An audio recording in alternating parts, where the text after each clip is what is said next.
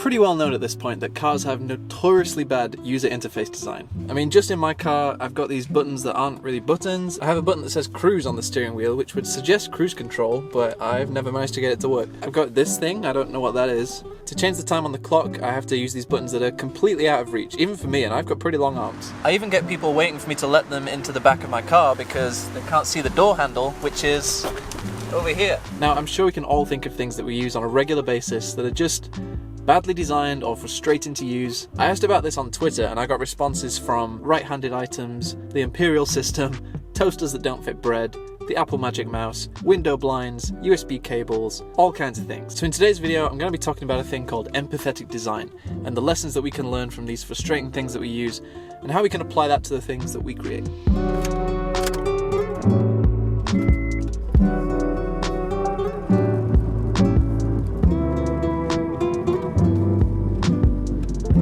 Today's video is sponsored by Skillshare. Skillshare is an online learning community for creatives where millions come together to take the next step in their creative journey. There are classes on there for everyone from beginners to pros, covering video, design, marketing, even productivity. When I was working as a full-time designer, I did this class by Courtney Alicio called Beyond the Logo, Crafting a Brand Identity, and I've used the techniques from that class in basically every branding project I've done since then. So if you're interested, the first 1,000 people who click the link in the description will get a free trial of Skillshare Premium. And after that trial, the yearly membership is less than $10 a month. Thanks, Skillshare.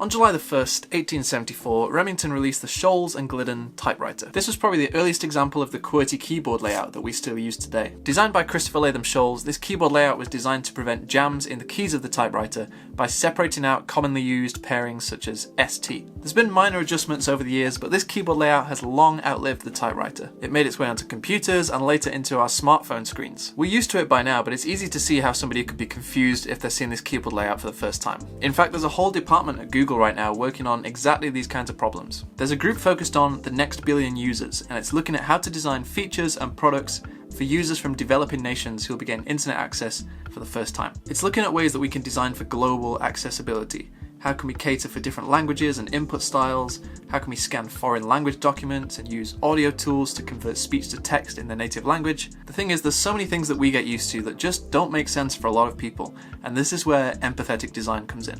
Empathy is the ability to understand and share the feelings of another, and this is an important part of creating things that are to be used and experienced by other people. It's about trying to put ourselves in the shoes of the audience and to see things from their point of view. There's a scientist called Don Norman, and in his 2004 book, Emotional Design: Why We Love or Hate Everyday Things, he suggests that there are 3 levels to design.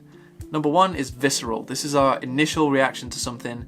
It's the immediate response to the sensory factors such as sight and touch, our kind of instinctual decision. Number 2 is behavioral. This is how well does this thing work. And number 3 is reflective. This is after we've interacted with this thing, we start to take a step back and think about its overall significance and its usefulness and appeal to our lives and to other people. I think a lot of the time as artists and creators, we're focused on the first one, the visceral reaction. We're thinking about the aesthetics. Does it look good? Does it sound good? Is it on trend? But we often neglect the behavioral and even the reflective side of things. Like, how well does this thing actually work? Does it serve the purpose that it was created for? You may have heard the phrase form follows function, and this is absolutely true. Like, the form of the thing that we create, i.e.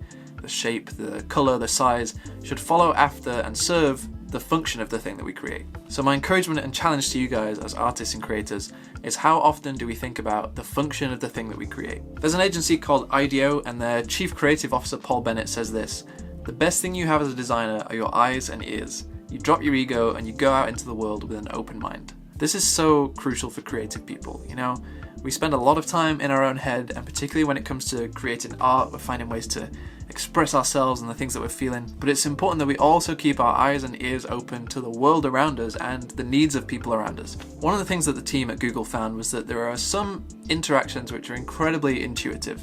One of those is photos and the way that we can pinch to zoom, we can move things around. This just feels very human. These simple interactions of just push and pull, things like this are the reason we see those videos of like babies being able to use iPads and look at photos. These are actions that just come naturally to us and don't need much explanation. You see, by observing people using the things that we create, you get to see the things that are really working and are really intuitive, and the things that just add unnecessary complexity. Or here's a more personal example. When me and the guys from Rivers and Robots were going on tour, we created a bunch of tour visuals, right? We had this projection system and we designed all these visuals to go with every song, and we decided that this would be the kind of stage setup, and that if we went to a venue and they had like a separate screen somewhere, then we could use that to present lyrics and people could see the words over there. And to be honest, this worked pretty well. It looked pretty cool. We did most of our European tour this way, but we did find there were some venues where there wasn't a second screen available, or there was only space just to have the projection. And it wasn't until we played a concert in Singapore where the guys there had this system where they could add the lyrics from their software on top of our visuals in the same screen. Straight away we noticed something, that a lot more people were singing the words of the songs when the lyrics were incorporated into the visuals that were happening on stage. And so after that we came home and we completely edited all of our visuals and we put the words of the songs in the visuals, and every tour day after that we noticed more people singing along to the songs. Just a simple thing of adding lyrics. In one of my recent worship sessions I uploaded to YouTube, I took some extra time after uploading it to just go through and add all of the lyrics to the songs in the captions, and I did this thinking of people who might be hard of hearing, but what I actually found is that I was getting lots of comments from people who English wasn't their first language, and I didn't realise how much it helps those people to be able to hear the lyrics and engage with what's going on. You see, when we design something in an empathetic way, we end up creating something that serves more people than we realised. Google's research in countries like Brazil and India found that there was a real need to help people clear up space on their phones, and they created this service called Google Files, which was then widely adopted all around the world. Roman Mars says this: "Designing for people with extreme use cases creates products that can be easier to use, more simple, and have greater utility for everyone. But it also has significant moral value.